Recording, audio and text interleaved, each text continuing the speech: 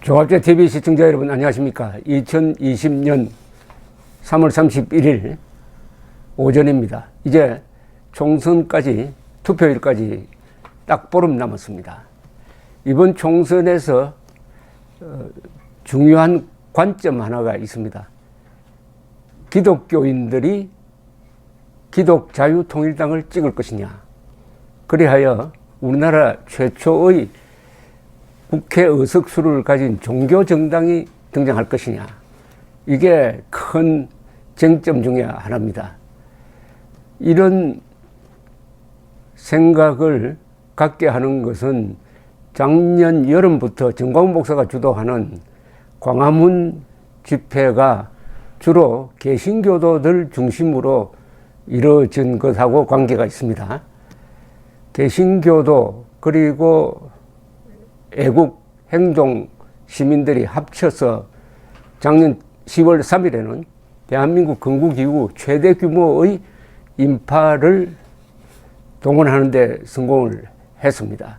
그 뒤 토요일마다 일요일마다 광화문 광장에는 전례가 없는 인원들이 모여서 태극기와 십자가가 만났다는 이런 구호하에서 애국 집회를 하고 또 연합일을 보고 하다가 이 코로나 사태로 인해서 또 그와 비슷한 시기에 정광훈 목사가 선거법 위반 혐의로 구속이 되면서 동력을 상당히 좀 약화시켰습니다.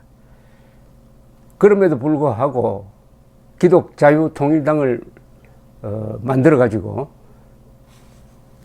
이애란 탈북 여성을 비례대표 후보 1번에 올리면서 이번에는 300만 표 이상 득표하겠다는 목표를 가지고 지금 선거운동을 하고 있습니다. 이 개신교도가 정당을 만든 경우는 유럽에서는 많습니다. 가장 대표적인 예가 독일입니다. 독교 중에서, 그러니까 개신교도와 천주교도가 세가 비슷합니다. 이걸 만든 분들은 천주교도들이 많았는데 결국 개신교도도 같이 섞이고 해가지고 기독민주당, 기민당이 지금까지 독일 정치를 주도했습니다. 무엇보다도 독일의 부흥 그리고 독일 통일을 주도했습니다. 기독교 민주당이. 초대 이 당수가 아데나워 그리고 코hl 수상이 통일을 완수한 사람이죠. 그리고 다른 나라에서도 기독교 민주당이 있었습니다. 기독교 민주당은 나치즘과 나치, 파쇼, 공산주의에 저항하기 위해서는 역시 기독교적 정신무장이 필요하다. 이런 각성에서 일어난 것이죠. 2차 세계대전의 각성, 2차 세계대전을 부른 이 파시즘, 그리고 그 뒤에 공산주의 위협에 대응하기 위해서 기독교 민주당이 만들어졌는데, 이 한국의 기독자유통일당은 그 노선은 좀 비슷합니다. 여기서 내세우는 게 반공자유민주주의 시장경제입니다. 반공자유민주주의 시장경제인데, 그러나 문제는 현실 정치에서 과연 성공할 수 있느냐 하는 게 큰 쟁점입니다. 요사이 정광훈 목사가 시무하고 있는 사랑제일교회가 계속 예배를 보니까 지난 일요일에는 경찰 그리고 서울시청 공무원들이 가서 그것을 제지를 하고 또는 방송을 하고 해서 상당히 거기서 갈등이 좀 있었고, 어제는 서울시가 집회 금지령을 어겼다 해가지고 고발을 한다고 발표를 했습니다. 이게 종교 탄압으로 받아들여지고 있습니다. 기독자유통일당은 이거는 종교 탄압이다. 여기에 대해서 이제 여론이 어느 쪽이냐 하는 걸 보면은 댓글 여론은 상당히 반반 비슷하게 되어 있습니다. 그러니까 이것은 종교 탄압이다. 아니다. 이 전염병 확산에 교회도 협조해야 되는 것 아니냐. 이런 게 앞으로 표심에 어떤 영향을 주느냐, 특히 기독교인들에게 어떤 영향을 주느냐 하는 것이죠. 이 기독자유통일당의 역사를 보면은 정광훈 목사가 어디서 자기가 왜 이 당을 만들었냐 하는 것을 정리한 게 있더라고요. 그걸 제가 한번 읽어드리려고 합니다. 이 기독자유통일당의 전신은 기독자유당입니다. 자유통일당 세력과 이렇게 만나서 기독자유통일당으로 최근에 이름을 바꿨습니다. 정광훈 목사의 이야기입니다. 기독자유당은 20년 전 여의도 원로 목사인 조용기 목사님과 돌아가신 CCC 김중곤 목사님이 장경동 목사와 저를 불러 기독자유당을 만들어 국회에 진출시켜 대한민국과 한국교회를 지키라고 지시하여 시작이 되어 첫 번째 26만 표에 그쳤으나 다음에 32만 표, 그 다음에 44만 표, 지난 총선, 즉 2016년 총선에서는 77만 표가 돌파되어 이번 선거에서도 최고로 부흥을 일으킬 것으로 예설의 상태를 면밀하게 살펴보았습니다. 그때 그들이 괜히 정광훈 말 듣고 찍었더니 표만 날렸다라고 하면 저는 이제 다시는 기독자유당 안 하려고 했습니다. 그러나 77만 표를 찍은 사람들은 전혀 다른 현상을 보였습니다. 너무 억울해요. 4년까지 어떻게 기다리나 하고 분노하는 것을 보고 저는 안심했고 이제 그들의 분노가 4년 동안 전달되어 최소한 300만 표까지 진행될 것으로 보입니다. 여기에 광화문 애국 세력이 연합하면 500만 표까지 갈 것으로 예상됩니다. 그렇게 되면 대한민국을 사회주의 개헌 세력과 내각제 개헌 세력으로부터 지켜낼 수 있을 것으로 보여집니다. 이런 역사적 배경이 있다는 거죠. 그러니까 이 한국 기독교의 반공적 지도자들이 일찍부터 한국의 자유민주주의 그리고 종교의 자유를 지키려면은 정당을 만들어야 된다. 기독교가 정당을 만들어야 된다 하는 그런 생각이 있었고 그것을 쭉 시도를 하다가 지금까지 실패했는데 2016년에 12,000표 차이로 의석수 확보에 실패를 했다. 그럼 그거보다는 더 많이 받을 것이다. 자, 그럼 더 많이 받을 것이라는 이유를 한번 보겠습니다. 특히 광화문 집회에 참석한 연인으로 하면은 어마어마하게 많을 겁니다. 1,000만 명 넘을지도 모르죠. 자, 그 다음에 한국 기독교 세력이 얼마냐? 개신교 세력을 한 900만 명, 1,000만 명 본다. 그리고 특히 호남에 많다. 이 기독자유통일당이 기대하고 있는 게 호남이더라고요. 호남은 전 인구의 한 30%가 개신교도다. 그런데 그 중에서는 이 문재인 정권을 싫어하지만 그렇다고 또 미래통합당을 찍을 마음은 안 된다. 이 사람들을 기독자유통일당이 모으겠다.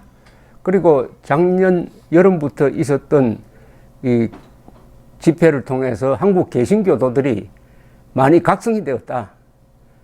맨날 정교 분리 원칙만 앞세워가지고 이 나라 돌아가는 데 대해서 무관심한 태도를 취했는데 광화문 나와 보니까 이래서는 안 되겠다라는 각성이 이루어졌다. 그래서 개신교도를 타겟으로 해가지고 선거운동을 하겠다 하는 것이 이 당의 전략입니다. 기독자유통일당보다는 그냥 자유통일당으로 하는 게 좋지 않겠느냐 하는 의견이 있었지만은 굳이 기독이라는 말을 앞에 내세운 것도 기독교도를 우선 확보하면은 보정표가 있을 것이다. 이런 계산이었다고 합니다. 그런데 여기에는 또한, 장애 요인이 있을 것이라고 생각합니다. 한국의 개신교도나 불교나 뭐 천주교도 다 마찬가지인데 종교에 따른 좌우 구분이라든지 이 정치 성향이 뚜렷하게 나오는 것은 아닙니다. 의외로 한국 사람들은 이 종교는 종교고 정치는 정치다 하는 이런 생각이 많아요. 한국은 세계에서 아주 거의 유일하다고 합니다. 그러니까 교회 옆에 불교계 교회 옆에 절이 있고 바로 그 옆에 또 뭡니까 사당도 있고 그리고 무속신앙도 있고 이렇게 섞여 있으면서도 이렇게 공존하는 나라가 종교 분쟁 없이 종교한 나라가 별로 많지 않다는 거예요. 그것은 또한 종교에 따른 정치 성향이 극명하게 구별되는, 그런데 중동이라든지 유럽과는 상당히 차이가 있다. 그렇다면은 기독자유통일당이 개신교에 어필해서 얻는 효과가 저 서양처럼 그렇게 많지는 않을 것이다. 이렇게 볼 면도 있습니다. 그리고 미래통합당, 그 전에 자유한국당이죠. 자유한국당이 여유가 있으면 표를 갈라줄 수가 있는데, 이 지금 여론조사에서 미래통합당이 아주 불리하게 나옵니다. 그럼 미래통합당 지지 세력과 자유통일당 지지 세력이 이념 성향으로는 같은데, 그렇다면 한쪽으로 몰아주려고 하는 생각이 작동할 것이라고 봅니다. 이 점은 기독자유통일당이 불리한 점입니다. 그러나 기독자유통일당이 기대해 볼 만한 것은 또한 많습니다. 첫째는 광화문 집회의 추억이죠. 동시에 이 정광훈 목사가 이렇게 사람을 많이 모을 수 있었던 비결이 있습니다. 그것은 문재인 탄핵 1000만 서명운동을 했습니다. 주최 측의 발표에 의하면 실제 서명한 사람은 1700만이나 된다고 합니다. 1700만. 그 중에 10분의 1만 찍는다 해도 170만 표예요. 물론 이런 서명을 하다가 보면 허수가 많아요. 그런 걸 감안하더라도 일단 서명을 받은 사람이 1700만 명이 된다는 것은 상당한 고정표다. 뭐 이렇게도 볼 수 있다고 생각을 합니다. 그 다음에 요사이 이제 이 코로나 사태 이후에 이 집회나 설교나 이런 게 아주 자유롭지 못합니다. 그리고 야외 캠페인도 어렵습니다. 이것은 기독자유통일당에 또 불리하게 작용할 면이 있습니다. 왜냐하면 기독자유통일당의 그 득표에서 가장 중요한 인물은 정광훈 목사인데, 이분이 지금 옥중에 있습니다. 옥중 서신을 통해서 의견을 많이 발표를 하고 있습니다.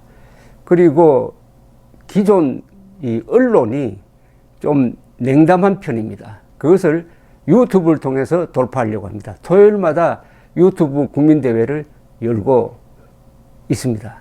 그래도 코로나 사태 이전에 비해서는 알릴 수 있는 기회가 많이 줄어들었다. 그것을 개신교 조직표를 통해서, 이 유튜브를 통해서 얼마나 확산시킬 수 있느냐가 또한 쟁점이 되지 않을까 하는 생각도 듭니다.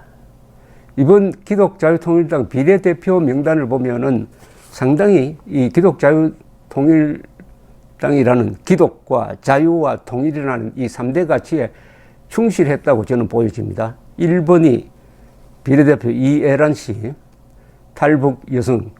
2번이 김승규 전 국정원장입니다. 3번이 주옥순 엄마방송 상임대표, 4번이 김석훈 전 안산시 의회 의장, 5번이 송혜정 낙태죄 폐지 반대 국민연합 대표, 6번이 고영일 기독자유통일당 대표, 7번이 현숙경 바른인권여성연합연구소 세움소장, 8번이 권오형 한국 YMCA 서울 YMCA 감사, 9번이 오현민 태아사랑운동연합 경북지부 대표, 10번이 윤재성 차세대 바로 세우는 학부모연합. 이런 식으로 이념 성향이 분명하고, 특히 이 아주 좌편향되고 있는 교과서를 바로잡기 운동한다든지, 또는 이 동성애 문제에 대해서 상당히 보수적인 입장을 취한다든지, 이런 기독 자유 통일에 충실한 비례대표 후보를 내세운 것은 또한 인정을 해야 될 것이라고 생각을 합니다. 우리나라에서 기독교와 대한민국과의 관계는 어떻게 보면은 저 신라 통일시대 때 호국 불교와 신라의 관계처럼 아주 좋은 관계입니다. 그러니까 종교와 정치가 제대로 만나면은 나라가 발전하고, 반대로 종교가 정치를 지배한다든지 정치가 종교를 탄압하면은 그런 나라는 민주주의도 잃어버리고 자유시장 경쟁도 안 되고 해서 나라가 좀 곤란하게 됩니다. 북한이야말로 정치가 종교를 말살하고 저 이란은 종교가 오히려 정치를 좌지우지합니다. 그러나 우리나라 역사에서 신라의 삼국통일과 대한민국의 발전은 이 종교와 정치가 잘 맞는 경우입니다. 그런 점에서 19세기 말부터 이 개신교가 한국에 들어와서 이 대한민국 발전에서 한 역할은 항상 그 중심에 있었습니다. 개화운동, 독립운동, 그리고 건국운동, 그리고 6.25 남침을 당하여 호국운동, 그리고 산업화, 민주화, 여기까지는 기독교가 중심이었습니다. 근데 민주화를 달성한 이후에 한국 기독교가 사실은 갈 길을 잃었습니다. 그 갈 길은 뭐였느냐? 자유통일, 복음으로 자유통일이라는 구호가 있습니다만은 바로 그 길로 가야 하는데 민주화가 되니까 각각 이해관계가 상충하고 여기에 선동 세력이 들어오고 해가지고 한국 기독교가 갈 길을 잃었습니다. 그런 점에서 기독자유통일당이 자유통일로 간다. 한국 기독교는 자유통일로 가야 한다. 하는 방향을 제시한 점에서 그것을 이번 국민들이 기독교인들을 제외한 다른 국민들까지도 그게 동감하고 표를 줄 것이냐, 어떨 것이냐. 근데 요새 여론조사에는 보면은 아직은 기독자유통일당에 대한 지지율이 그렇게 높게 나오지 않고 있습니다. 그래도 이 기독자유통일당에 있는 분들은 우리는 조직표가 있다, 교회가 있다, 기독교인들이 있다, 이렇게 이야기를 하는데 이 코로나 사태 전과 후가 민심이 많이 달라졌으므로 하여튼 4월 15일 투표한 다음에 8시 무렵부터 개표가 진행될 때 기독자유통일당을 기독교인들이 찍었느냐 안 찍었느냐 하는 것을 확인하는 것도 하나의 총선 관찰의 묘미가 될 것이라고 생각을 합니다. 감사합니다.